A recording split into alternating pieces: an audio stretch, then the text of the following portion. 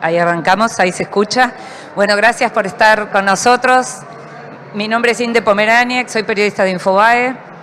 Tengo el gusto de estar con Ignacio Utín, a quien conozco hace algunos años, precisamente porque fue la persona a la que consulté para uno de mis libros.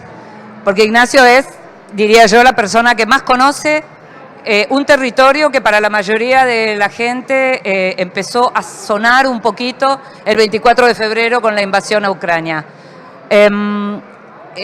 Estamos hablando del Donbass, el territorio del Donbass. ¿Puede ser un poquito más fuerte?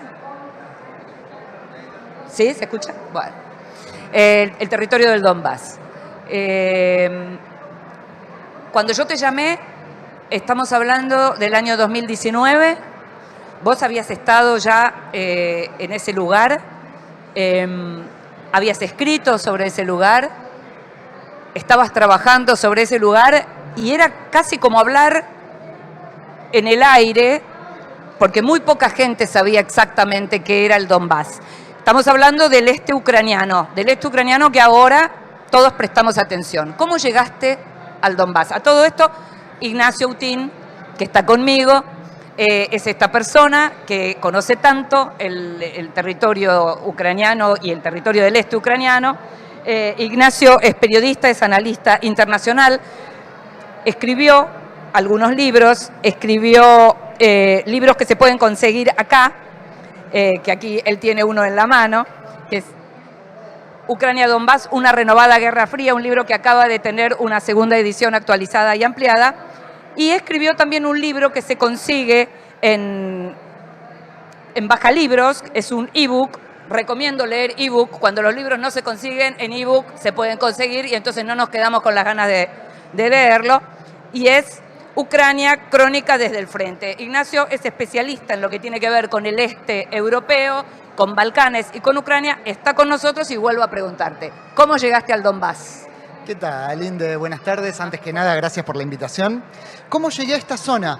Yo llevaba más o menos 2 años viviendo en Europa, moviéndome, escribiendo para Infobae, buscando distintas historias para Infobae con la idea en mente de buscar historias originales, historias que no se hayan contado, terminé en el este de Ucrania. Yo ya sabía que Ucrania estaba en guerra desde 2014, pero la guerra en el Donbass, en el este ucraniano, fue muy activa entre 2014 y 2015, y a partir de 2015, con el segundo acuerdo de Minsk, un acuerdo que se firmó entre distintos países para intentar terminar con la guerra, a partir de ese momento la guerra se estancó y simplemente desapareció de los medios. Nos olvidamos de que Ucrania estaba en guerra desde 2014.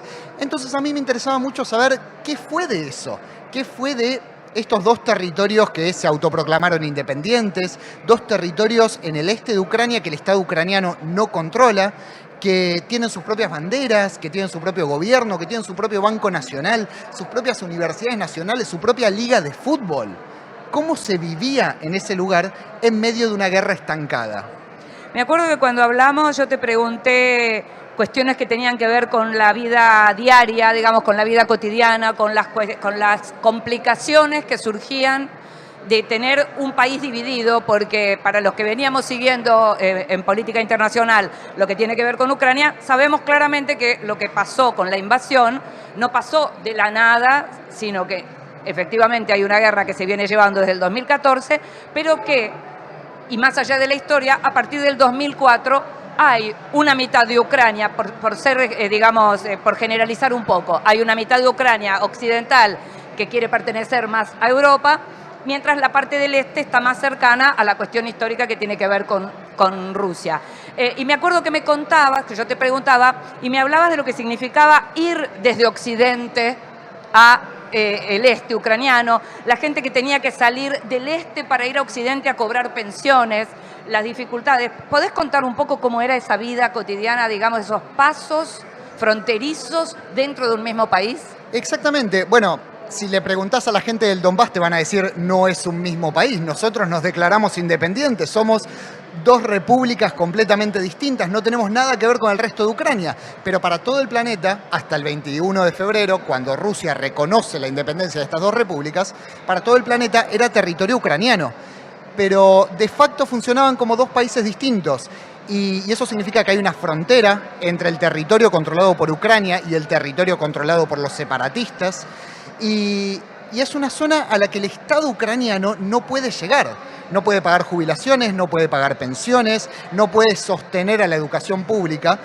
Y a partir de 2014, con el inicio de la guerra, cuando el Estado ucraniano no pudo aportar para salud, para educación, para jubilaciones y demás, todos esos gastos pasaron a ser repuestos por Rusia. Rusia empezó a enviar dinero para jubilaciones, para pensiones, para educación, para salud. Todos los lazos que se cortaron con Ucrania fueron repuestos por Rusia. Y también eso tiene que ver con los servicios públicos, lo que tiene que ver con agua, con gas, con electricidad, con telecomunicaciones, con radios, con internet, con canales de televisión. Digamos que de una u otra forma estos territorios fueron perdiendo contacto, fueron cortando los lazos con Ucrania.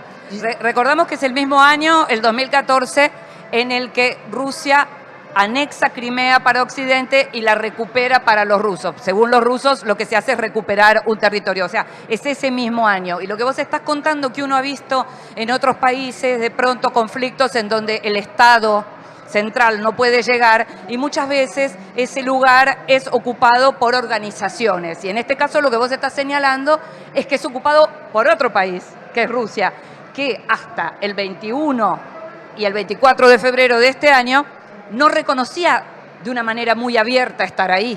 Exactamente, yo por eso creo que la guerra que inició en 2014 terminó el 24 de febrero, porque esa guerra que se inició en 2014, que llevaba casi 8 años, esa guerra era entre el Estado ucraniano y las autoridades de repúblicas autoproclamadas con apoyo de Rusia. Pero Rusia siempre negó su intervención. Así es. Nunca envió soldados abiertamente, nunca envió tropas abiertamente. Todos sabíamos que había armamento ruso, que había soldados rusos, que había financiación rusa, pero Rusia no participaba oficialmente. Por eso yo considero que esa guerra no existe más. Lo que inició el 24 de febrero con la invasión rusa es otra guerra completamente distinta a la que había iniciado en 2014. Bueno, para los rusos no hay guerra, tampoco hay operación especial. ¿Qué sentiste vos? No el 21 de febrero, porque lo que uno ha visto es que antes de la invasión lo que aparece es el discurso de la aceptación de la independencia, el reconocimiento de las repúblicas independientes y el esmerilamiento de la soberanía ucraniana. Lo que empieza es, se empieza a esmerilar el lugar de Ucrania como país independiente, como país autónomo, ¿no? ¿Qué sentiste vos cuando finalmente se empieza a hablar de la operación especial que todos supimos y sabemos y llamamos guerra? Yo creo que lo primero que se siente es mucha impotencia, porque lógicamente Ucrania es un país independiente, es un país soberano, es un país que puede tomar sus propias decisiones en base a sus intereses nacionales, pero tiene la mala suerte de estar al lado de un país muy grande, con intereses muy fuertes, con más de 6.000 ojivas nucleares, que no es poco, y que siempre vio a Ucrania como su patio trasero, como el lugar que le tiene que responder, que tiene que seguir las mismas líneas. Y Ucrania lleva desde 2014 un proceso ininterrumpido de alejamiento de Rusia, que tiene que ver con alejarse políticamente, culturalmente, económicamente.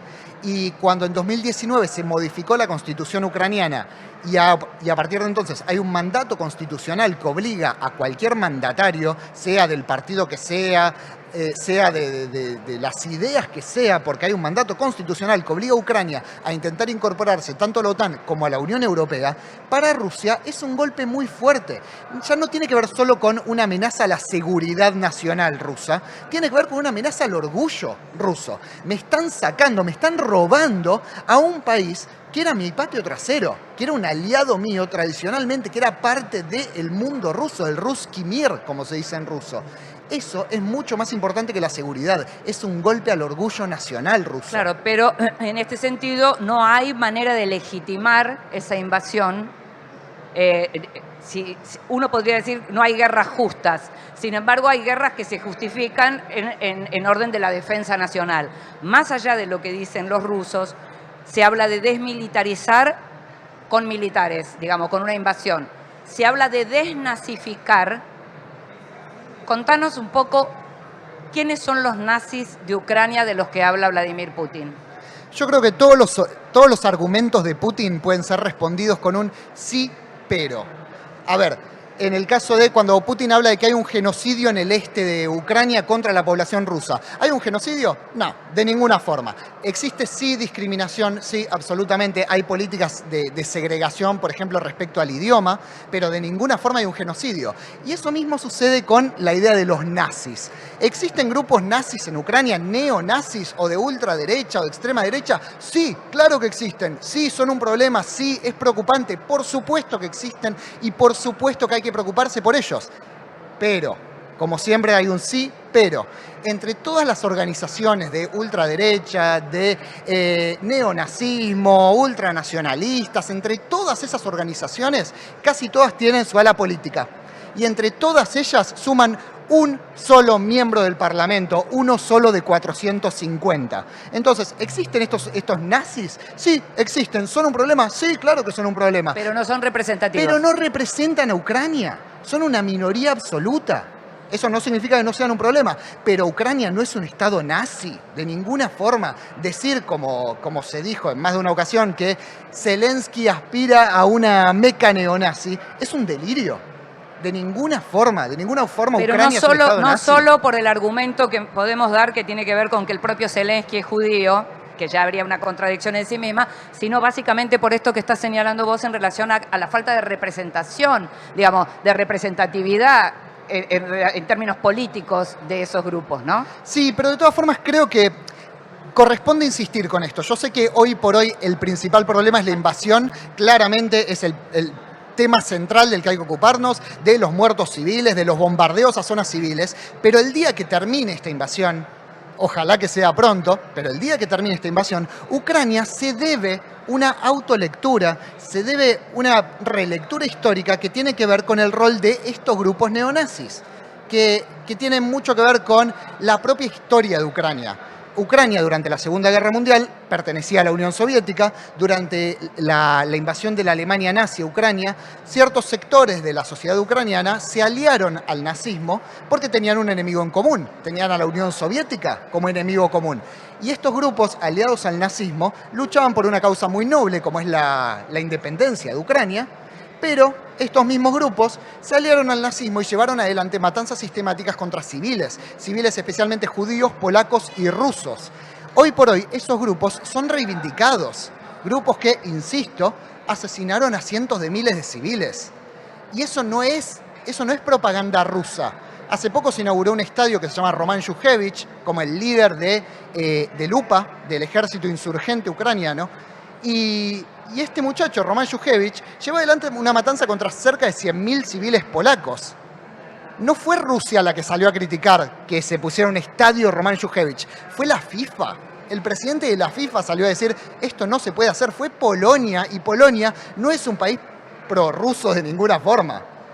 Entonces creo que el día que termine esta invasión, Ucrania se debe una reflexión muy profunda sobre el rol que ocupan estas organizaciones de extrema derecha, ultranacionalistas, pero también el rol que ocuparon, por ejemplo, el ejército insurgente ucraniano hace 60 años. Tenemos que ir medio cerrando y te quería preguntar dos cositas para que me las respondas breve. Uno podría decir que como van cambiando los formatos en este momento, pese a lo inquietante que es o perturbador hablar de Tercera Guerra Mundial, el hecho de que haya tantos países del lado del occidente próspero entregando armas a Ucrania, significa que de algún modo también están peleando, digamos, y estamos en una suerte de Tercera Guerra Mundial. Es una buena pregunta. Yo hablo en mi libro de una renovada Guerra Fría. ¿Por qué renovada? Porque no hay una guerra abierta. No hay una guerra abierta entre Rusia y sus aliados y la OTAN. La OTAN no se quiere involucrar. De hecho, yo creo que fue una de las grandes apuestas que hizo Rusia el 24 de febrero, que la OTAN no se iba a involucrar. La OTAN puede enviar armamento, puede enviar dinero, pero no está enviando tropas. Siempre y cuando no envíe tropas, el conflicto va a quedar circunscripto al territorio ucraniano. Pero el día que la OTAN cambie de decisión, cambia la lógica. Y sin embargo, países como el Reino Unido, como Estados Unidos, están enviando cada vez más armas. Sin ese armamento, Ucrania no podría resistir esta invasión. Estás hablando de, con esto terminamos, estás hablando de que se está circunscribiendo a Ucrania. Uno lo que ve es que mientras bordearon Kiev o alguna otra capital importante ucraniana y tuvieron que retirarse, en este momento están volviendo a donde uno imaginó que iban a ir, que es justamente el Donbass, y quedarse en el este. ¿Cómo imaginás que esto concluye, si es que concluye? Yo no veo una salida pronta, de ninguna forma, porque lo que demanda Rusia es, entre otras cosas, que Ucrania ceda territorio, que ceda la península de Crimea, que ceda el Donbass, que deje el territorio, que lo regale. Y Ucrania no lo va a hacer de ninguna forma, porque ningún país lo haría. Ningún país cedería tanto territorio solamente porque sí. Pero Rusia tampoco va a ceder. Si ninguno de los dos cede y ninguno de los dos puede lograr una victoria bélica total, Ucrania no puede expulsar a Rusia de su territorio y Rusia no puede conquistar todo el territorio ucraniano, estamos ante un escenario que está condenado al estancamiento, a una guerra que simplemente no puede terminar, al menos en el corto plazo. Chiquitísimo y ya terminamos seguro. Pero puede pasar que, por ejemplo, en el este ucraniano, que eran todos prorrusos, digamos, o una enorme mayoría prorrusa, muchos de ellos, a partir de lo que está ocurriendo en este momento, estén cambiando la concepción. Eso es lo que por lo menos se está empezando a ver. Gente que estaba más cerca de Rusia que de Occidente empieza a ver que aquellos en los que confiaban no eran tan confiables. ¿Lo ves así? No me parece.